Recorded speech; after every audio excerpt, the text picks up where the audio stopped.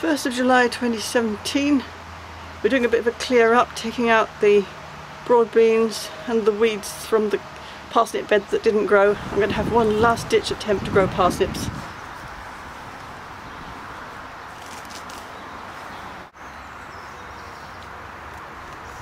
So we've cleared the broad beans and the garlic and brought them back to the conservatory to dry off. Unfortunately, we've got a bit of a log jam here. We would hope to use this table for drying, but the cucamelon and the lemon cucumber are firmly attached to their position here, crawling up the blind strings. I don't think we'll be able to get them off till they're finished. Here's the first lemon cucumber. I don't think it's quite tennis ball size, but it's getting on. The cucamelons, on the other hand, don't seem to be growing at the same rate. Anyway, so there's the garlic. It was a bit mouldy. Chris thought we should have pulled it up before the rain came. It's probably right. We had about 3 centimetres of rain a couple of days ago, and it was already suffering from mould attack, but we'll see what happens. When it's dry, we can peel off the outer layers and see what's inside. These are the remainder of the broad beans.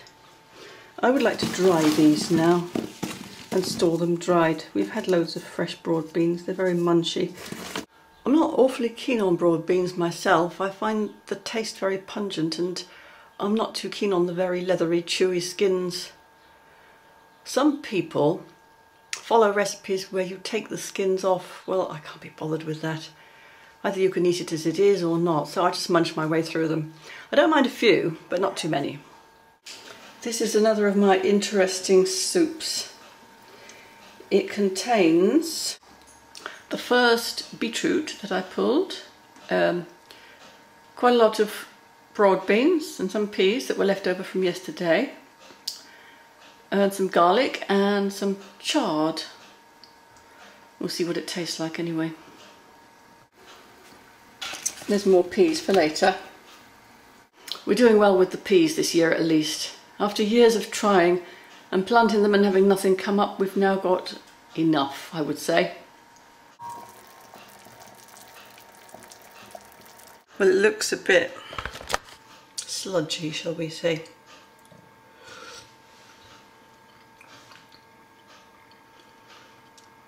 Tastes okay. I don't know if Chris will like it. He's not keen on beetroots. He claims they taste of earth. And chard likewise, but I don't know, it seems to me there's no point in growing a whole lot of stuff on the allotment and then going out and buying different ingredients for lunch. I'll see what he thinks. So there's the beetroot and bean soup. Oh, there's also some parsley. Oh, lovely. Wonderful, thank you, dear. So, let's see what the soup is like. It's a most elegant sort of pink, tending slightly towards purple. Bouquet of parsley, mostly. Oh, that's good. It'll probably mask the taste.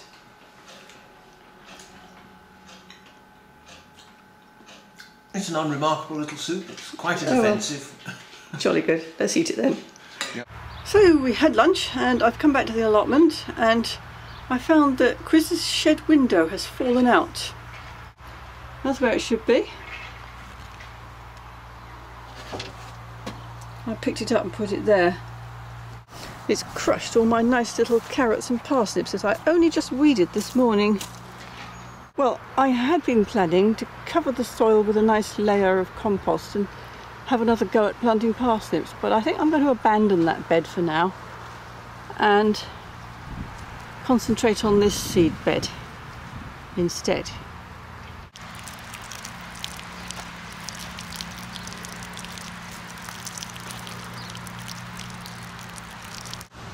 This is going to be my final attempt this year to sow parsnips. I'm going to fill in the gaps in this carrot row with more carrot seed, and I'm going to put parsnips and radishes in this row. This is where we had the garlic. I've made 4 rows of compost to plant my seeds in. Now I'm just covering them up and patting them down, and then I'll water them again. This is Swede here. I did disturb an ant's nest over here when I was weeding. I've no idea how many of the seeds they'll take. They may well take the lot, but you've got to try, haven't you? And these 2 rows are going to be a yellow beetroot. This one we just bought today. Chris came back later and put the window back. He said there was no way it could have fallen out. It got wrenched out by some little vandal. There were nails and screws all around it. Anyway, he's fixed it, and look, the parsnips are coming back up again. I don't know if it's because we're next to the playground and the kids, the teenagers, hang around in the playground and then they think, oh, I know what, let's go and steal a few tools and sell them to somebody. It's a problem with allotments. You do get people coming and trying to nick stuff and taking your vegetables and things and vandalising generally. I've spent a lot of time thinking, what could I do, you know, fantasising about setting booby traps and writing them notes and what have you, but I've come to the conclusion there's nothing you can do unless you happen to be there at the time, and then probably not a lot either, because that's the way these people are. But so far, so good. See you later.